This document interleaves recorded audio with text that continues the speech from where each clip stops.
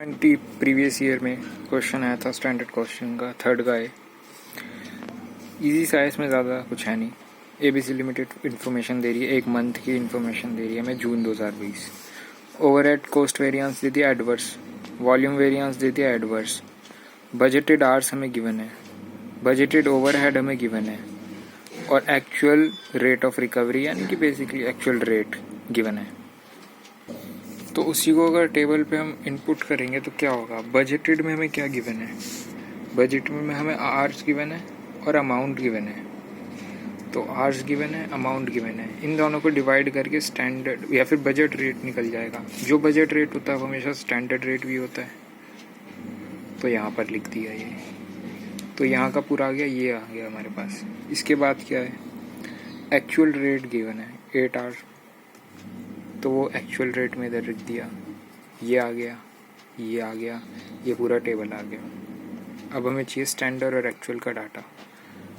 पहले हम देखेंगे कॉस्ट वेरिएंस दिया हुआ, वॉल्यूम वेरिएंस दिया है, तो वर्किंग नोट बना लेते हैं। एक वर्किंग नोट बनाएंगे हम वॉल्यूम वेरिएंस का।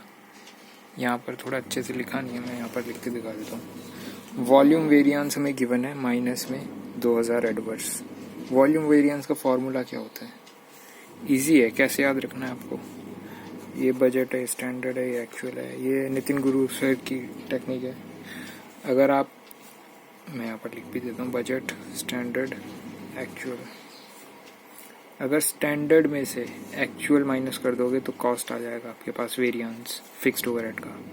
स्टैंडर्ड में से बजट माइनस कर दोगे, एरो बना देते, स्टैंडर्ड में से बजट माइनस कर दोगे तो वॉल्यूम आ जाएगा, और बजट में से एक्चुअल माइनस कर दोगे तो एक्सपेंडिचर आ जाएगा। ऐसे याद रख सकते हो आप। तो हमें चाहिए क्या, हमें गिवन क्या है, वॉल्यूम वेरिएंस गिवन है हमें माइनस में। तो वॉल्यूम क्या होता है, स्टैंडर्ड में से बजट माइनस करना है, स्टैंडर्ड माइनस बजट, ठीक है।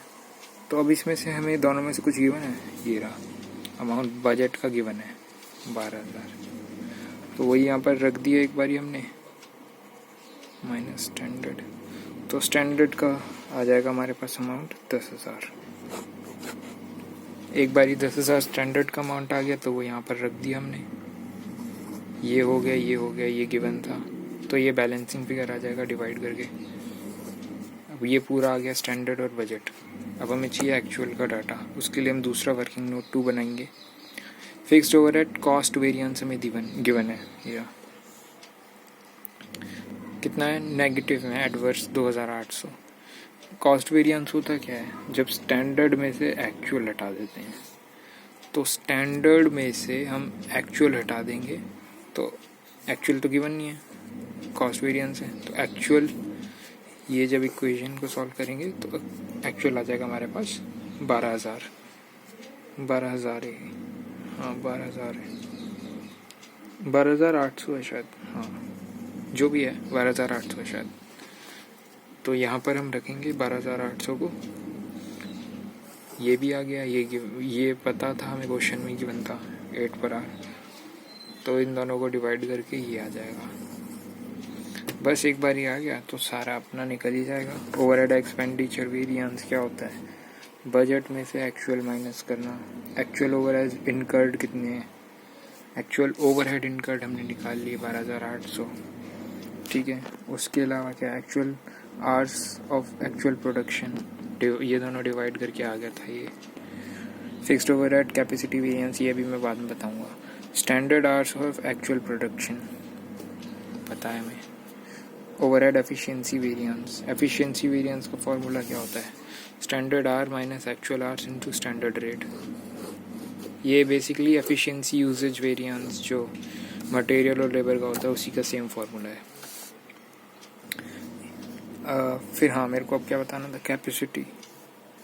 तो कैपेसिटी का सीन ये है कि इंस्टीट्यूट ICAI हमारा 2 तरीके से अप्रोच ये करता था। पहले क्या करता था, बजट के, इसने कैपेसिटी के 2 फॉर्मूले दे रखे थे, एक तो रिवाइज्ड कैपेसिटी और एक कैपेसिटी नॉर्मल वाला।